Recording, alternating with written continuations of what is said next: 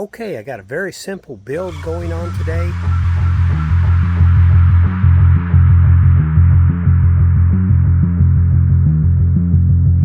A lot of times I like to take my 2005 Jeep Liberty, and when I go places, say if I go fishing with the boat, if I'm going to camp, I like to set a tent up, but sometimes it's just so easy to pull in, crash out.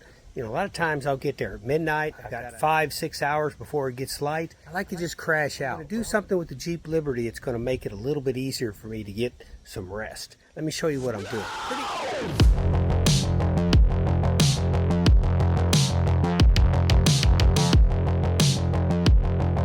Okay, so this is the 2005 Jeep Liberty right here. You can see I've pulled all my camping gear out of it that I usually carry. That's my Gazelle tent. I've got an awning, a cot, all my sleeping bags and pillows and things like that are in there. It's the nice thing about a 2005 Jeep Liberty, and this may apply to later models or earlier models of the Jeep Liberty, but what's really nice is the front seat goes all the way forward, like this right here. And that makes it pretty nice because that gives you a lot of room up front. Now, of course, if you had a passenger with you, each time you'd have to push the seat back, bring it forward. But I like the fact that it comes all the way forward. Now, this is what that allows me to do. Enough that I'm 6 foot tall, my feet will be right against this seat, and my head will go right toward the very end. I'll be able to shut the tailgate and have plenty enough room to lay out and get a good night's sleep. A lot of times, especially in the winter time, if I take a trip, I'll take the four-wheel drive Jeep Liberty with me. I always thought it'd be nice to be able to pull over. You know, you can lay the seat down and try to sleep in it, but if you've ever tried that before, it's like impossible to do. Now, with the Jeep Liberty, what we have here is you have this back section, seats, and the passenger seats fold down. But the problem is, this is level, and then it goes up at an angle when it gets into the upper part here by the seats. Right. I'm going to go ahead and fill that gap in with pieces of wood. These aren't true 3/4 pieces of wood. They're a little bit more than 5/8, probably 11/16, 11/16 thick right here. Pretty easy fix, just a few cuts here. Most of the time when I do camp out of the 2005 Jeep Liberty, I will set up the Gazelle. The Gazelle is pretty easy to set up. It only takes about 5 minutes.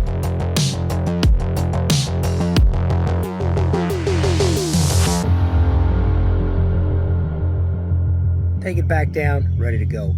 Every once in a while, though, you have those times where you're not really going to sleep an entire night, maybe 5 or 6 hours, and you have the times when the wind's pretty bad. The wind, the rain, everything. The climate outside is just not an ideal situation to set up a tent, especially for 4 or 5 hours, then to take it back down. Everything's going to be all wet. A lot of times it's a lot better just to pull up, sleep in the back of your vehicle, get back up, travel on down the road. You want to put this frame system in here so you can still fold up your back seat. You don't want to make this part right here too big and then you can't fold up your back seat because you're going to have to take it out each time to fold it up. Or you could set it up on its end, I guess, if you wanted to. I don't like to take things in and out if I don't have to. Now that'll give me a gauge exactly how big this piece of plywood needs to be. Okay, so there I've got a piece of plywood cut. This is a pretty thin piece of plywood. It's either 1/4 or 5/16. It's probably 5/16, which is not very thick. You have the right amount of supports underneath it, like I do here. And also, if you run the grain perpendicular to the actual braces, it makes it a lot better. If I was to have cut this piece of plywood and I set it in there like this, the way the grain's running, you're going to have a weak spot in between each brace. But if you put it like this, you are good to go.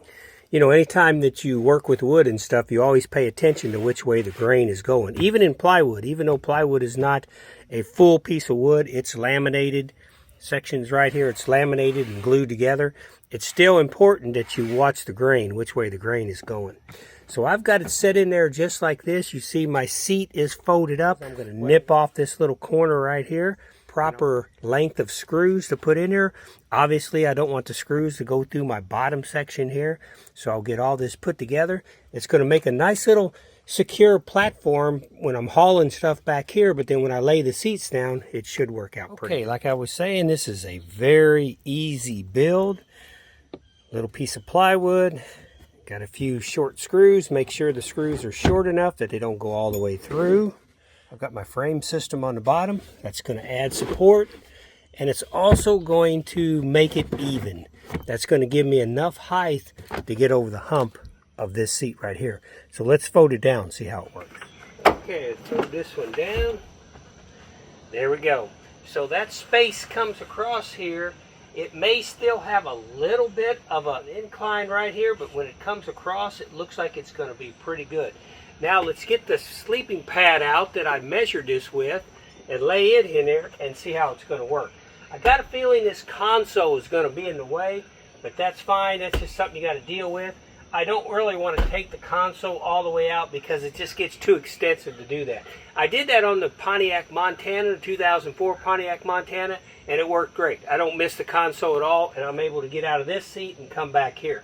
That's the one flaw in this plan is I'll either have to try to scramble across this console to get back here, exit out that door, and come in through a passenger door. Whichever way, like I said, I don't even know if I'll even use this, but it'll be here just in case I do. Yeah, the nice thing about a build like this is what I've learned through all my travels. When you pull over, even if it's for 5 hours, 4 hours, 3 hours worth of sleep, you kind of want to get sleep and you want it to be comfortable. The more comfortable you can make yourself, the better you're going to be able to sleep for those 2, 3, 4, 5 hours, whatever you want to sleep. That's important. If you're totally uncomfortable, like sitting in the front seat, trying to lay it back, man, I've done that through so many years, and I just wake up more miserable than I think that if I wouldn't have even stopped and tried to sleep. Let's put the pad down. Let's see how it goes.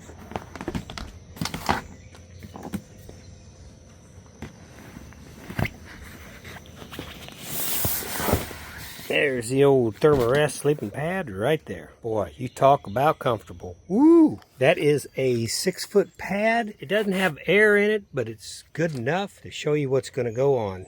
This is a self-inflating pad. I just undo this valve, let it sit for about 15 minutes. It'll kind of inflate, not totally. I go back in and give it a few puffs inside and it blows it right up, ready to go. But that'll work pretty good. You can see the console here is a little bit in the way. I figured it would be. But I plan on having my pillows and stuff back here. So this will be where my feet are and there'll be plenty of room. I've got my hip waders in there right now to hold it. This area right here, this is where I keep like a lot of tools and stuff like that. Whatever travel bag I'm using for the trip, I'll just stuff it in right here if I go to spend the night, and it'll bring it up to the right level. And once again, my feet will be on here. It won't be a problem. I've got my hip waders down in there. Pad will go over. So I think that'll work pretty nice. So actually, I think I'll just get in there and demonstrate how it works. So here it is, stormy night, Lake Superior, winds 40, 50 miles an hour. I think I'm gonna take my 1985 Coleman camper with me this year.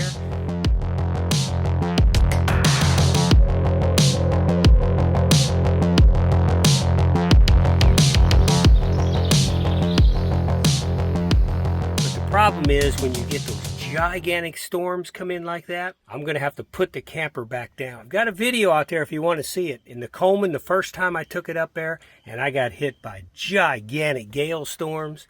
I was able to keep the camper up, but I probably shouldn't. In retrospect, now that I look at the video, whoo, it was too risky. The people came back with that tent over there, and it's just destroyed. Dang! It ain't stopped. I may not get out of this thing, but it may end up teaching me the ultimate lesson. Don't come to Superior. Gales would have come up another 10, 20 mile an hour.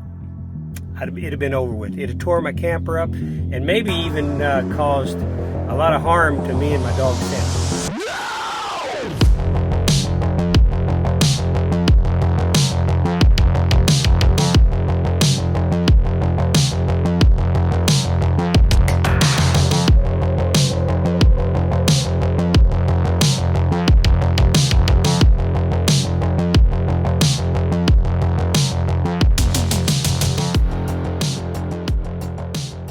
Check out that video, it's pretty cool. I've got my pillow back here, so I've got room here Right there, you can see my feet are right against the front seat. Works pretty good. Pretty good night's sleep. If you can actually get comfortable and stretch out, you'll get a pretty nice rest if you can actually stretch out all the way. When you try to crawl into a back seat, and even if your legs are a little bit bent, as the night goes on, it gets very, very uncomfortable. All right, I think that's going to work out pretty good. Like I said, I don't know if I'll use it or not. Hey, seems to work pretty good. Okay, now I got to get all my gear put back up. Boy, I hate having my container open like this because I don't know where you're from, but I'm from southern Indiana, and the ants are horrible. You leave something like that out there for more than 10 minutes or so, you're going to get ants in it for sure. That worked out good. I hope that helps you out. Hey, I appreciate you coming to the channel. That's LAF Space Film Fest, capital LAF Space Film Fest. Hey, if you would, hammer down that subscribe button. I appreciate it. Hey, it helps me to do little videos like this, just in case you're going to take your 2005 Jeep Liberty or maybe some other vehicle that you have. Thinking about maybe spending the night inside your vehicle, this might help you out. Hey, I hope you have a good day, and I'll be talking to you on the next video.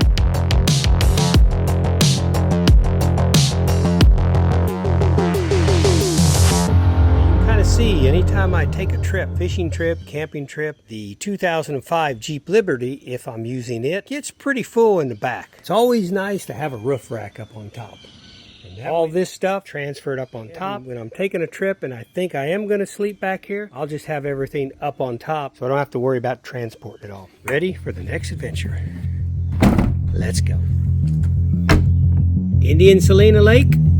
Maybe. Silverton, Colorado. Okay, Picture Rocks, Michigan. Yes, my favorite place, Upper Peninsula. Let's go.